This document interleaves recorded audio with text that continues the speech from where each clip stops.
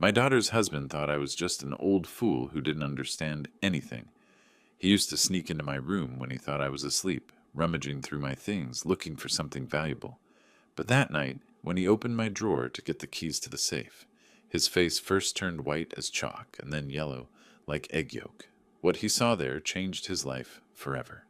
And me, I just smiled in the darkness. Before we continue, please subscribe to the channel and let us know where you are listening in the comments. The fork froze halfway to my mouth when Charlie's voice cut through our peaceful dinner conversation. So, David, that safe upstairs, what kind of lock does it have? Lauren nearly choked on her water. Charlie, what kind of question is that?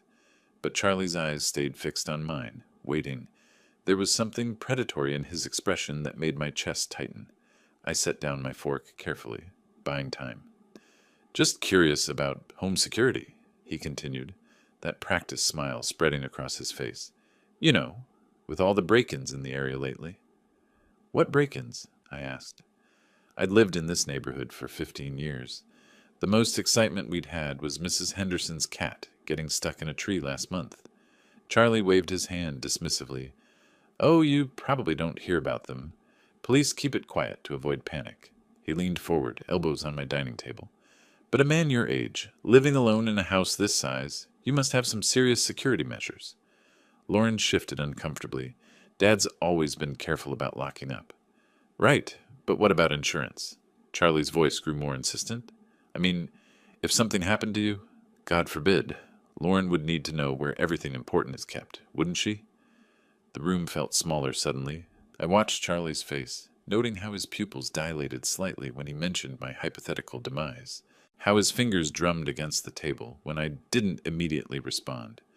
I have everything organized, I said finally. Lauren knows what she needs to know. But does she know about the key? The question hung in the air like smoke. Lauren looked between us, confusion creasing her brow. What key? She asked. Charlie's smile widened. The one in your dad's bedroom drawer. The one that... How do you know about any key in my bedroom? The words came out sharper than I intended. For just a moment, Charlie's mask slipped. I saw something cold and calculating flash across his features before the concerned son-in-law expression returned. I was looking for aspirin last week when my head was killing me, he said smoothly.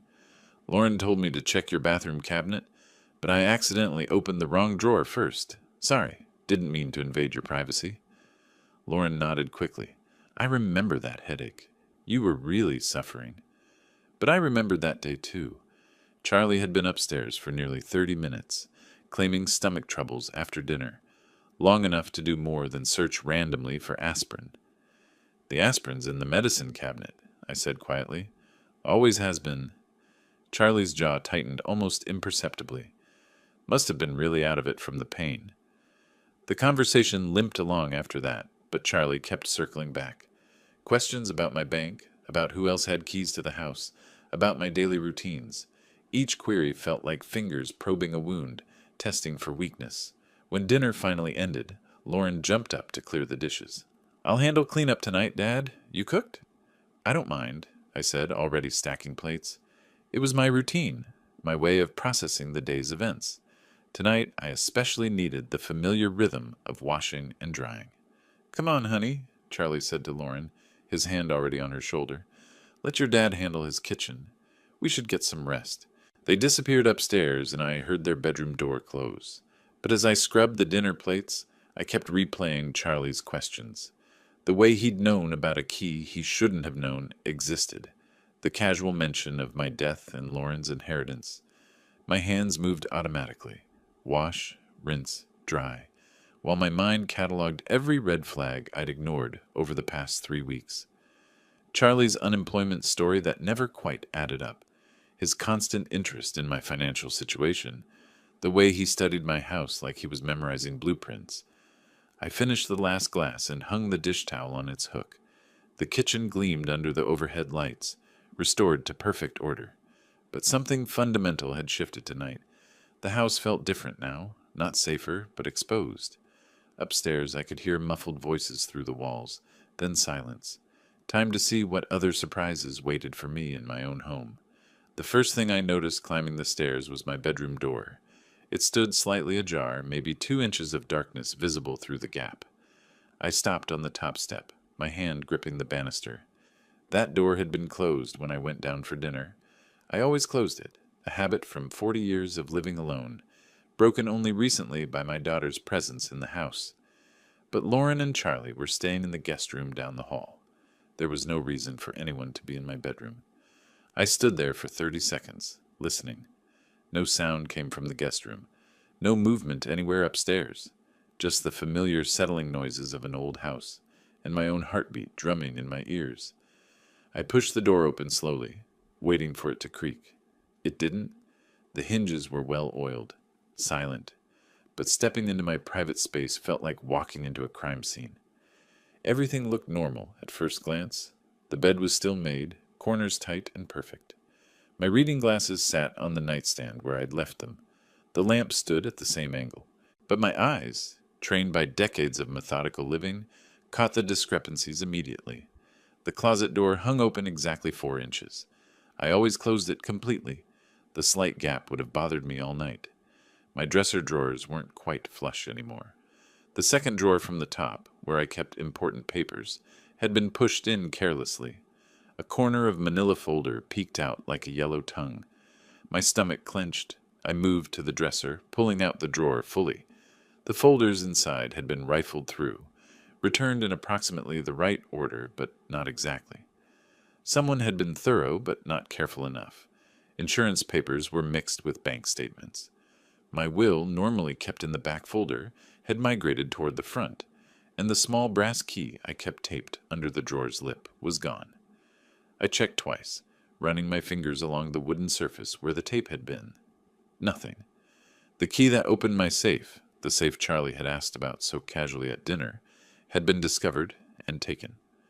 My hands started shaking, not from fear but from rage. This wasn't random. This wasn't opportunistic. Someone had entered my private sanctuary and systematically violated it, searching for specific items. Someone who knew exactly what to look for and where to find it. I moved to the safe, a small but sturdy model, bolted inside my walk-in closet. The digital lock still worked, but that didn't matter anymore. Charlie had the key to the manual override. Standing in my closet, surrounded by decades of accumulated possessions, I felt utterly exposed. How long had he been planning this? How many times had he been in here while Lauren and I were downstairs, cataloging my belongings like items in a store? The violation went deeper than theft.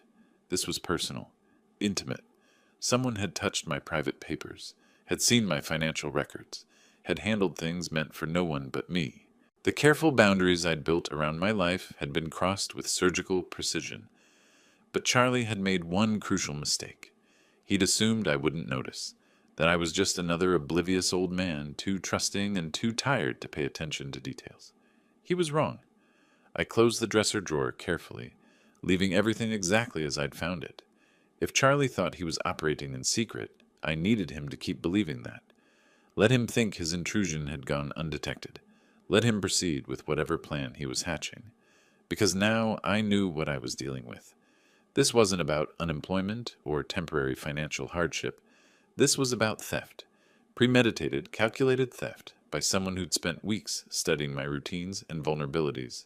Someone who was sleeping down the hall with my daughter. I turned off the bedroom light and began getting ready for bed, moving through my normal nighttime routine. But every action felt different now, performed for an invisible audience. Was Charlie listening? Did he know I'd discovered his search? As I pulled back the covers, one thought crystallized in my mind.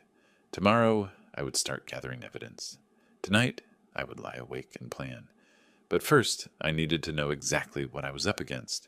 Sleep was impossible. I lay in bed, staring at the ceiling, my mind cycling through the evening's revelations. Every small sound made me tense. The house settling, wind through the trees outside, the faint hum of the refrigerator 2 floors below. At 11:47 p.m., according to my bedside clock, I heard movement downstairs. Soft footsteps crossed the living room floor. Not Lauren's light step, something heavier, more deliberate. Charlie. I remained perfectly still, controlling my breathing, listening as the sounds moved toward the front of the house. Then, barely audible through the old house's thin floors, I heard his voice. Yeah, it's me. Everyone's asleep. A phone call. Charlie was making a phone call at midnight, speaking in whispers he thought no one could hear. I eased myself up in bed, careful not to let the mattress creak. The hardwood floor was cold against my bare feet as I moved closer to the heating vent that connected my bedroom to the living room below. Sometimes sound traveled through the old ductwork in unexpected ways. The old man's definitely loaded. Charlie's voice drifted up, clearer now. I found bank statements, investment portfolios, the whole thing. We're talking serious money here. My blood went cold. We're talking. He wasn't working alone. Tomorrow night, Charlie continued, Lauren's going to her book club meeting. She goes every Tuesday, 7 to 9. Gives us perfect timing. I grabbed my phone from the nightstand, hands trembling as I opened the voice recording app. Whatever came next, I needed evidence. I already have the safe key, Charlie was saying. Grabbed it earlier today while they were having dinner. The old fool keeps everything important in there. Cash, jewelry, probably more bank information. The bastard. I pressed record just as his voice became more animated, more confident. Look, I know you're worried about the timeline, but my gambling debts aren't going away. Those guys aren't exactly patient, if you know what I mean. This has to happen now. Gambling debts. That explained everything. The desperation, the calculated approach, the willingness to betray my daughter's trust. Charlie wasn't just an opportunistic thief. He was a desperate man, backed into a corner by his own stupidity. David's just some lonely old widower. Charlie's voice carried a sneer now. Probably grateful for the company. He has no idea what's coming. Hell, he was asking me about home security at dinner tonight. Practically handed me the information I needed. Rage built in my chest, hot and consuming. The casual dismissal in his voice. The way he reduced me to a stereotype. A easy mark. But I forced myself to stay quiet. To keep recording. The beauty is he'll never suspect family. Even if he figures out something's missing, Lauren will convince him he just misplaced stuff. You know how old people get about their memory? Old people. I was 66, not 96. My memory was sharp enough to remember every word of this conversation.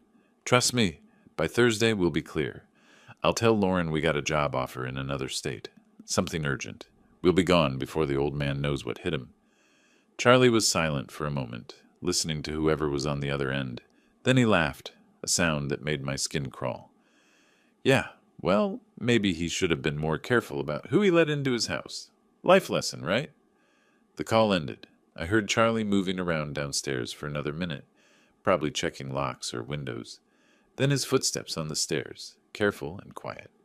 I quickly stopped the recording and slipped my phone under my pillow. The bedroom door was still slightly ajar from his earlier search. I hadn't dared fix it and reveal that I'd noticed. Through the gap, I watched his shadow pass in the hallway.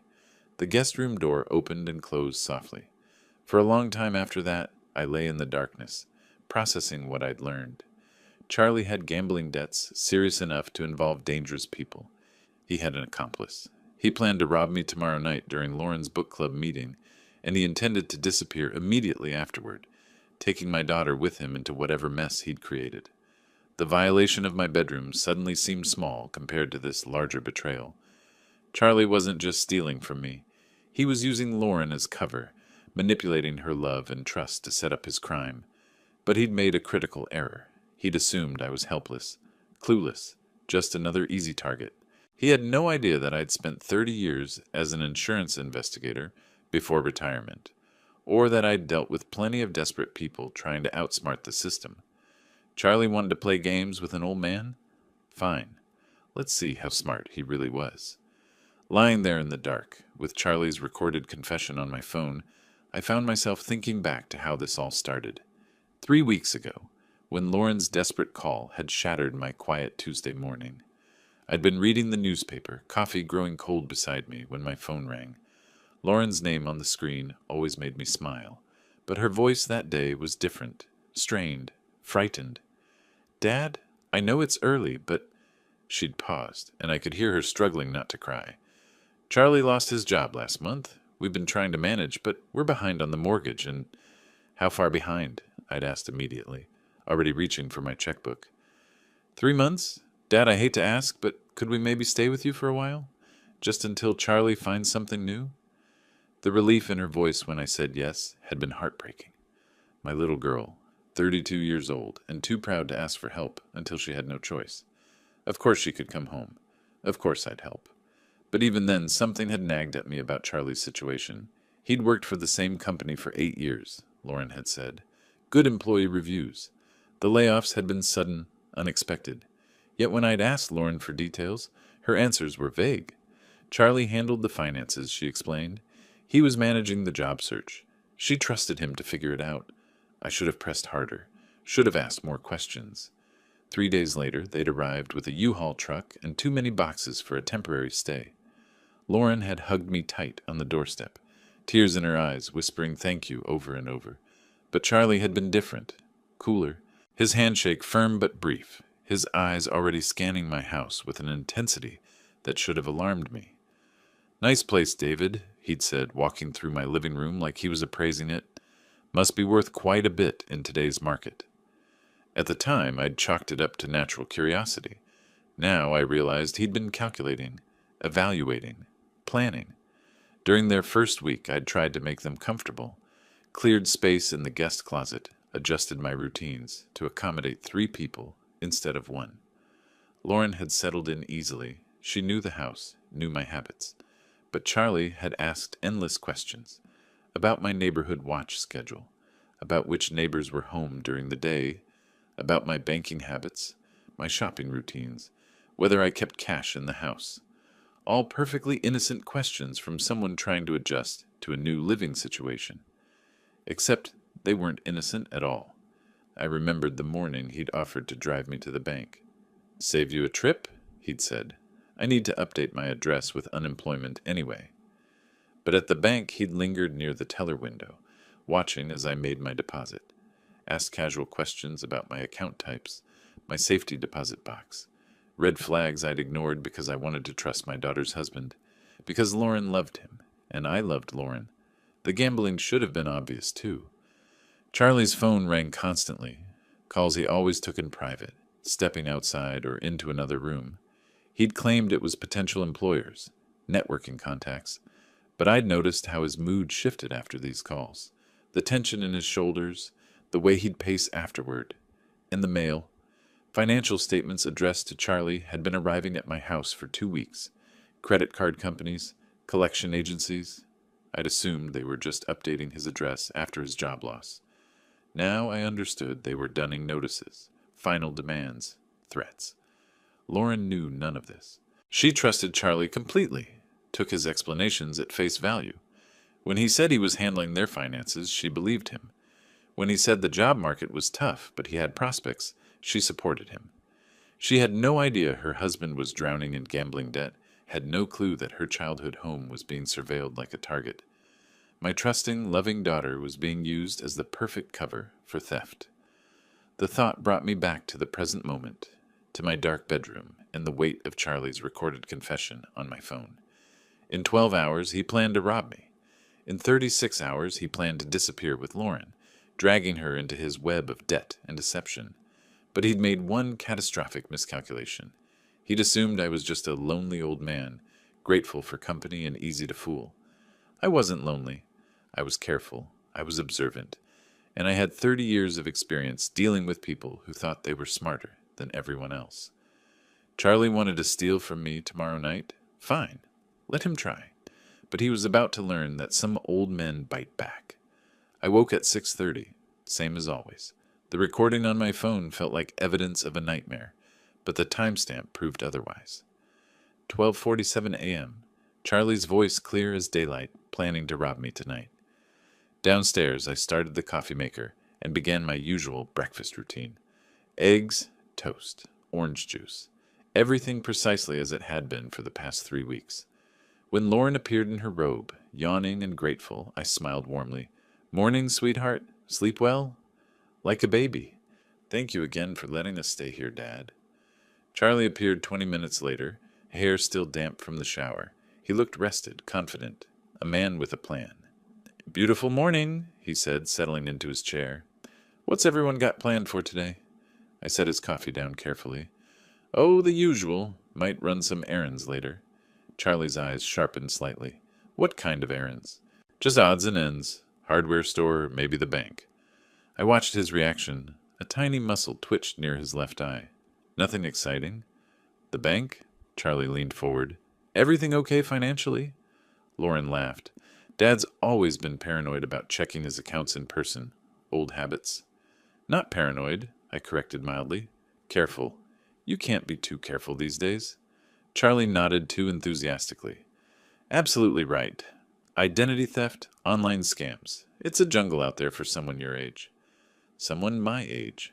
There it was again, that casual dismissal, wrapped in false concern. Speaking of careful, Charlie continued, I've been thinking about your home security.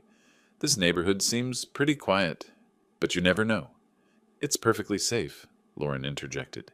Dad's lived here 15 years without problems. But Charlie wasn't listening to his wife. His attention stayed locked on me. Still, a man living alone. Valuable things in the house? It pays to be prepared. You mentioned that safe upstairs. Is that where you keep important documents? I took a slow sip of coffee, considering my response. Some things, yes. What about cash? I mean, if the banks went down or something happened, it's smart to have emergency funds readily available. The audacity was breathtaking. He was sitting at my breakfast table, eating food I'd prepared, asking me to inventory my assets for his convenience. I have what I need, I said simply. Charlie tried a different approach.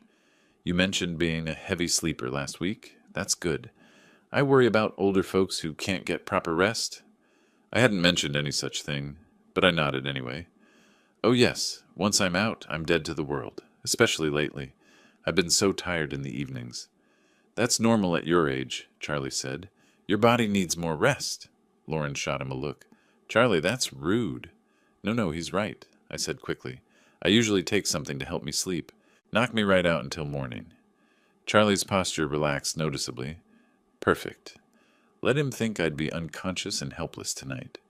Well, I should let you folks plan your day, I said, standing to clear the dishes. I'll probably turn in early tonight. All this family activity has me more tired than usual. That sounds perfect, Dad, Lauren said. You deserve rest.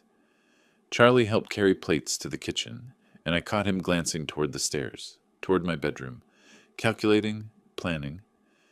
You know, he said casually, I might stay up late tonight, watch some TV in the living room. I'm a bit of a night owl.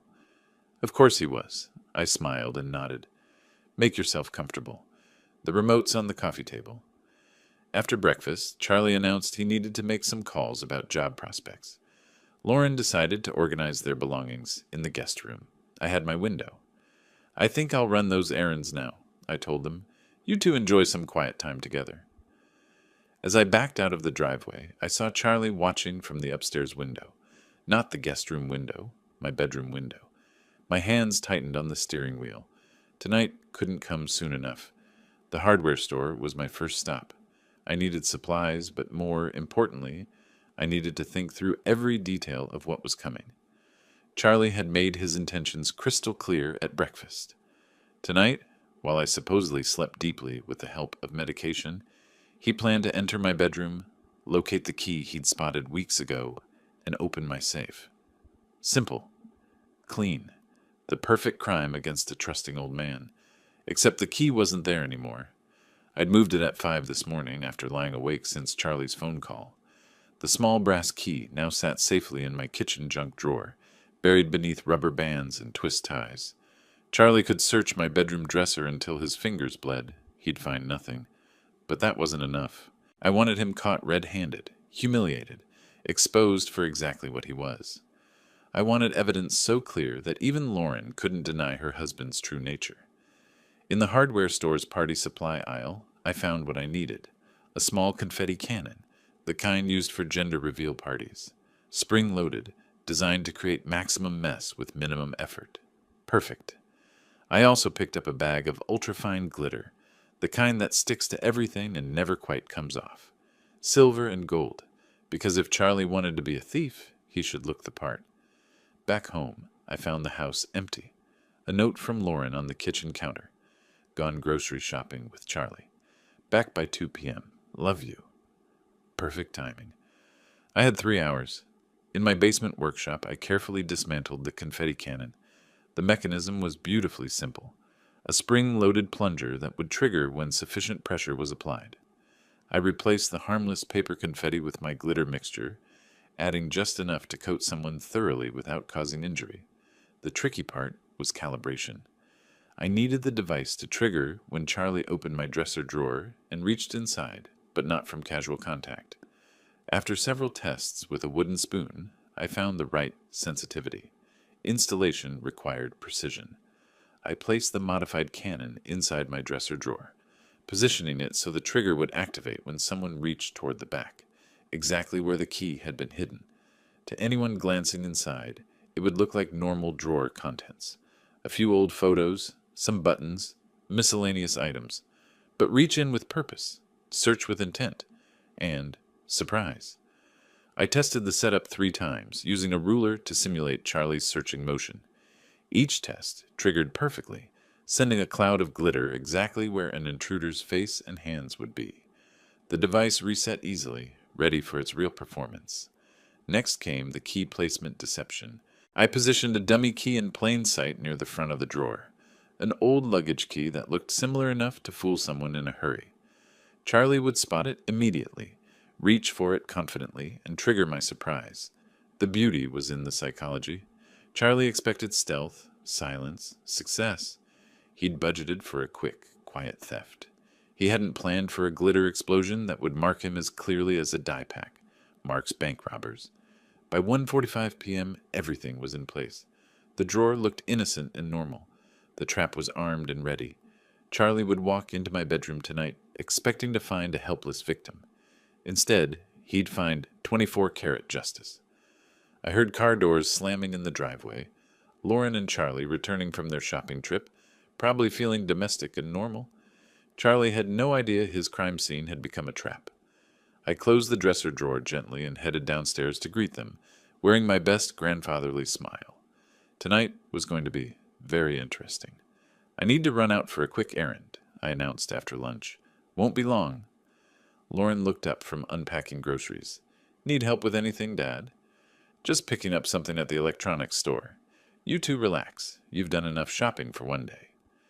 Charlie barely glanced up from his phone, but I caught the flicker of interest in his eyes. The old man running errands alone, leaving the house unguarded, probably confirming his mental map of my routine. The Best Buy clerk was a helpful young man named Marcus, who didn't blink when I explained I wanted a security camera for my bedroom.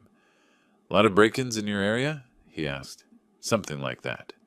I need something small, with good night vision, and it needs to be wireless." Marcus showed me several options. I settled on a compact model that connected to my smartphone, with motion detection and 8 hours of battery life. The camera was smaller than a deck of cards and came with magnetic mounting options. "You'll want to test the placement," Marcus advised. "The app lets you see exactly what the camera sees in real time." Perfect. I paid cash and drove home, the camera sitting in its box beside me like a secret weapon.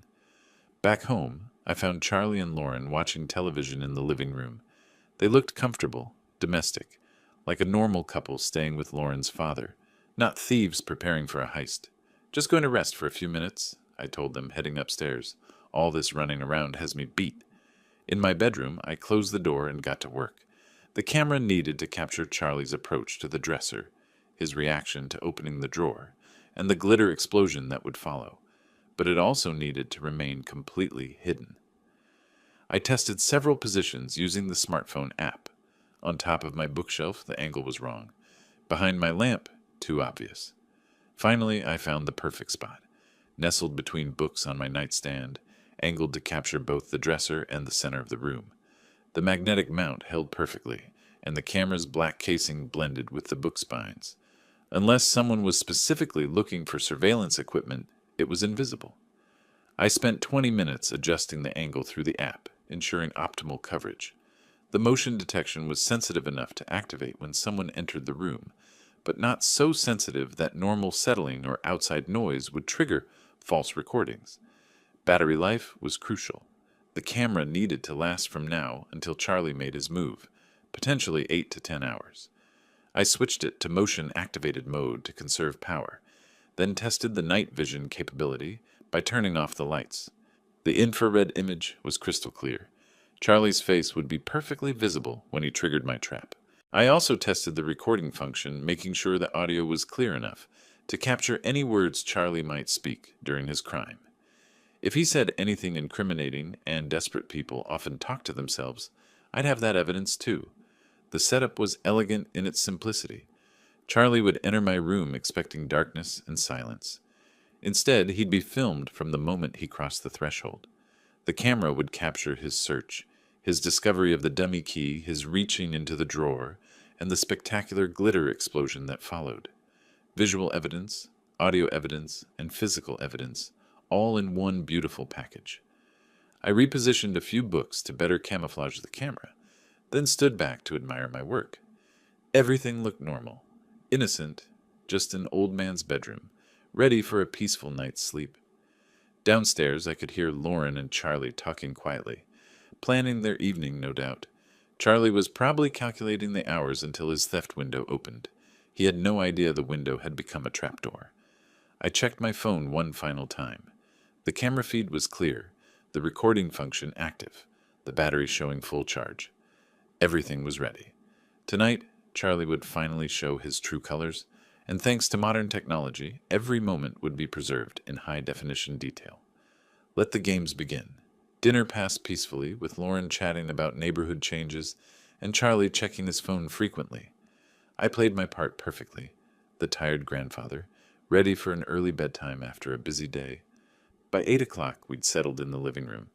Lauren curled up with a book while I claimed my usual armchair, making a show of rubbing my temples.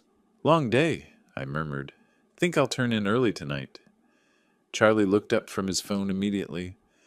"Actually, David, I was hoping we could share a drink first. You know, father and son-in-law bonding time." The suggestion came out of nowhere, but his tone was carefully casual. Too casual. "That's sweet," Lauren said, not looking up from her book. "You two should spend more time together." "I was thinking about that bottle of Macallan I saw in your kitchen," Charlie continued. "Premium stuff, perfect for a nightcap." I kept my expression neutral, but internally I was fascinated. Charlie had been planning this conversation probably since breakfast. The timing, the suggestion, the specific mention of expensive whiskey. Nothing was accidental. "I appreciate the thought," I said, "but I'm on medication that doesn't mix well with alcohol." Charlie's smile tightened almost imperceptibly.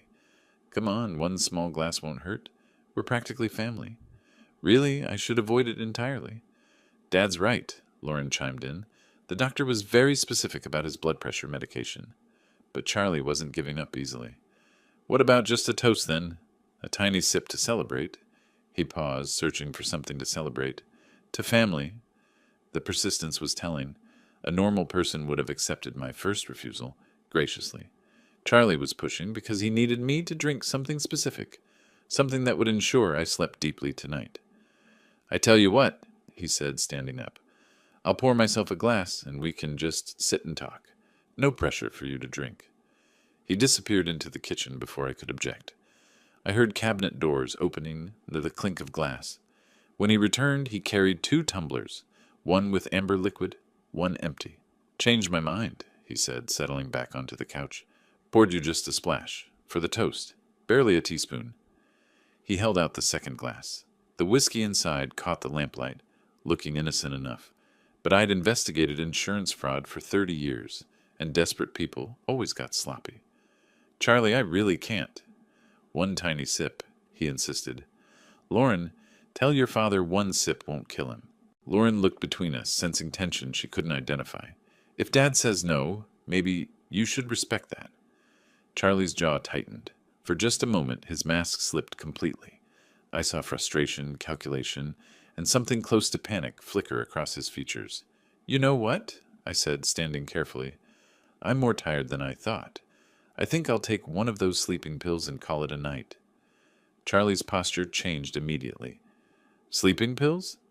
Doctor prescribed them last month. Powerful stuff. Knocks me out completely. I'll be dead to the world until morning." Relief flooded Charlie's face. "That sounds perfect. You need your rest." "Sweet dreams, Dad," Lauren said, kissing my cheek. "See you in the morning." I made a production of climbing the stairs slowly, pausing to grip the railing like an old man struggling with fatigue. At the top, I turned back. Don't stay up too late, you two. Charlie, help yourself to anything in the kitchen. Thanks, David. Sleep well. In my bedroom, I went through the motions of preparing for sleep, changing clothes, brushing teeth, turning down the bed. But I also double-checked my camera positioning and confirmed the glitter trap was ready. I turned off my bedroom light and settled onto the bed fully clothed, positioning myself where I could see the hallway through my slightly open door. Downstairs, I could hear the television playing softly, Charlie and Lauren talking in hushed voices. Then Lauren's footsteps on the stairs, the guest room door closing. Charlie stayed downstairs, waiting, probably watching the clock, calculating how long it would take for my sleeping pill to take full effect. I checked my phone. 9:47 p.m. The camera showed my empty bedroom in perfect night vision detail. The trap was set. The stage was prepared. All I had to do now was wait for my son-in-law to reveal his true nature. At 2:43 a.m., I heard the first creak on the stairs. I'd been lying motionless for hours, positioned so I could see the hallway through my barely opened door. My phone showed the camera feed in real time. My empty bedroom waiting in perfect night vision clarity. Charlie moved like a professional burglar, avoiding the spots on the stairs that groaned under weight. He'd learned my house's quirks during his 3-week residency, mapping every sound that might betray his presence. The hallway floorboard outside my room whispered under his weight. Then silence. He was listening, making sure his sleeping pill story had worked its magic.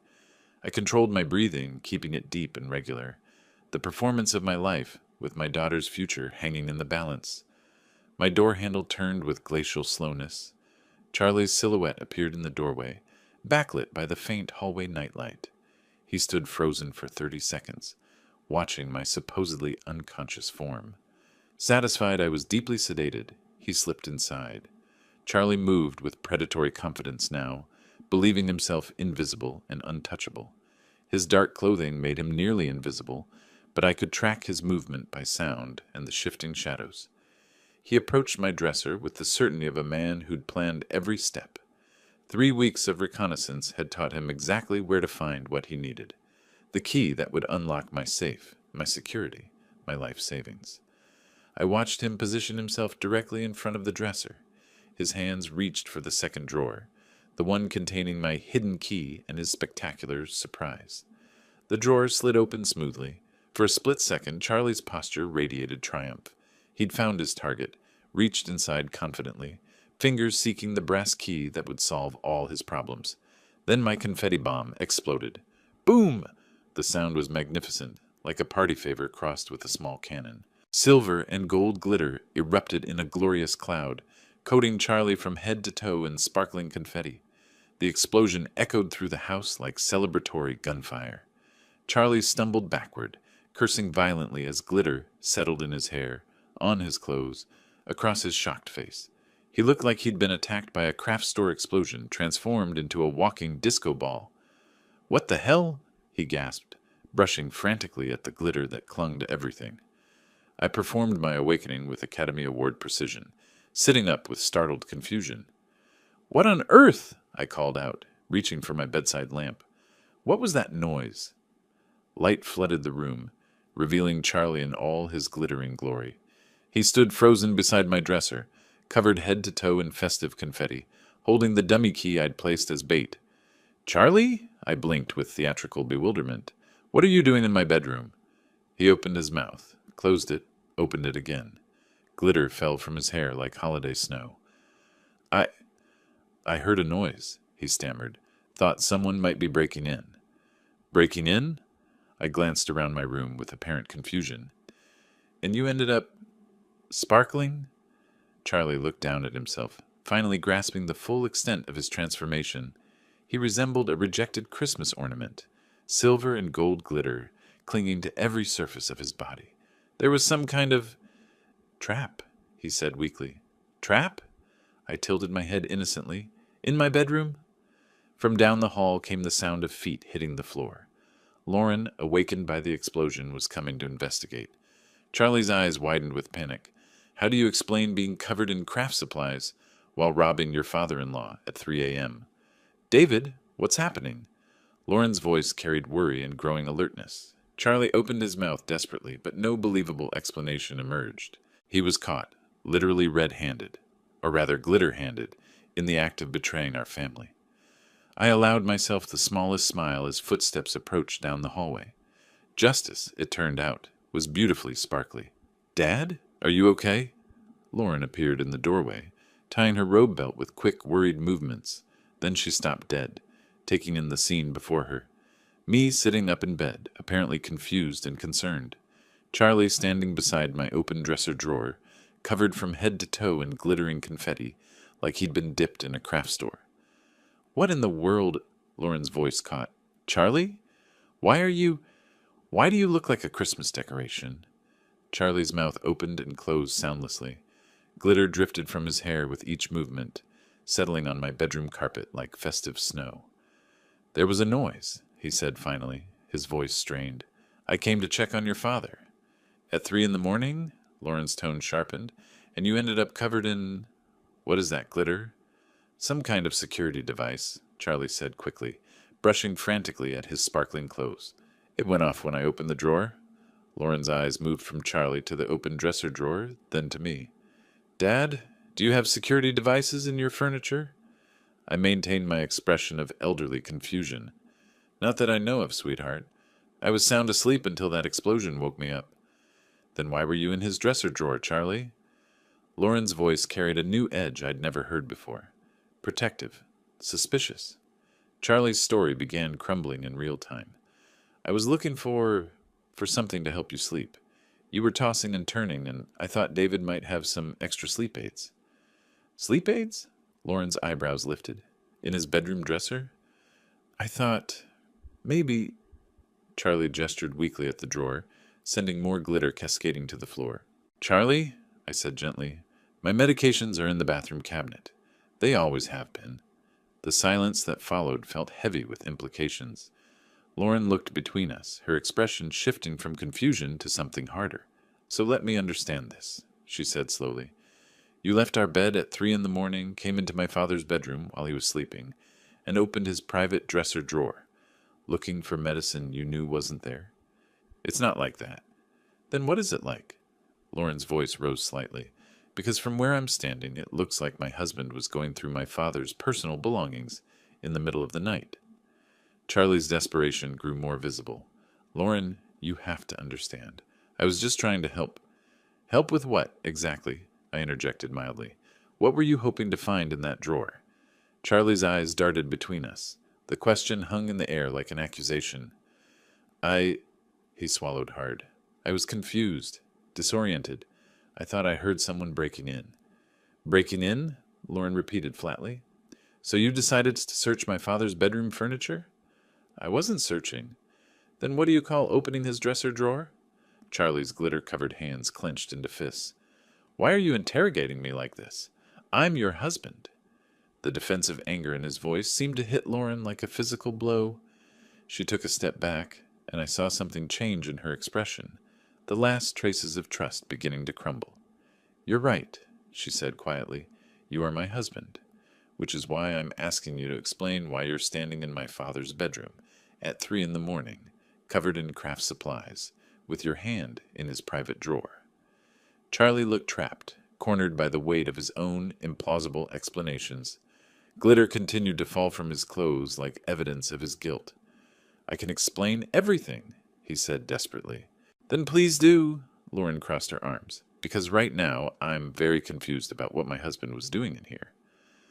I watched my daughter's face and saw the exact moment her protective instincts shifted from Charlie to me.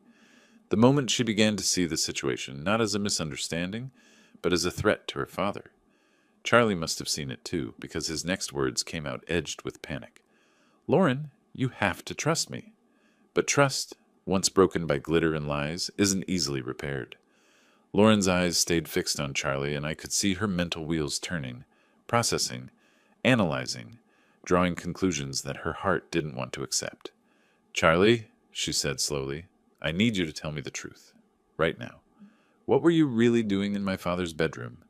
Charlie opened his mouth, but I knew the moment had come. My daughter deserved better than watching her husband spin more lies. She deserved the truth, no matter how much it would hurt. "Lauren," I said gently, reaching for my phone on the nightstand, "there's something you need to hear." Charlie's face went white beneath the glitter. "David, don't." "Don't what?" Lauren's voice sharpened dangerously. "Don't what, Charlie?"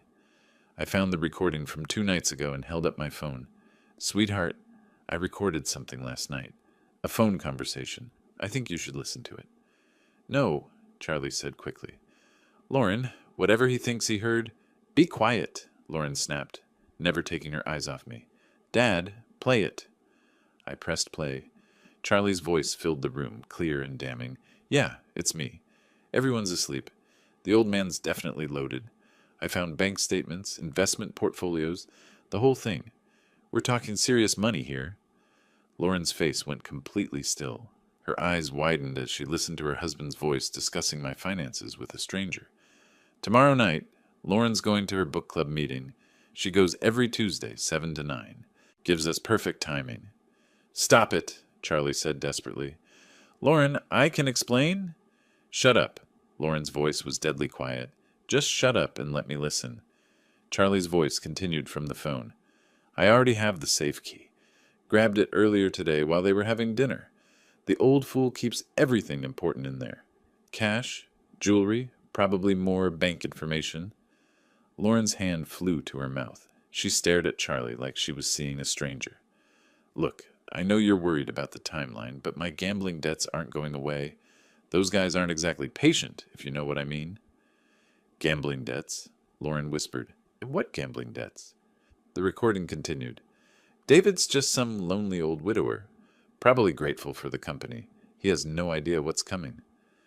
I watched my daughter's face crumble as she heard her husband's casual dismissal of me, his assessment of my vulnerability, his cold calculation of how to exploit my kindness. The beauty is, he'll never suspect family. Even if he figures out something's missing, Lauren will convince him he just misplaced stuff. You know how old people get about their memory. Lauren made a sound like she'd been physically struck, her husband's voice discussing how to use her trust to cover his theft of her father. "Trust me, by Thursday we'll be clear. I'll tell Lauren we got a job offer in another state. Something urgent. We'll be gone before the old man knows what hit him." I stopped the recording. The silence that followed was deafening. Lauren stared at Charlie, tears streaming down her face. "Gambling debts?" she whispered. "You were going to rob my father?" "Lauren, listen to me. You called him a lonely old fool." Her voice broke. "You were going to steal from him and then disappear, taking me with you as your cover story."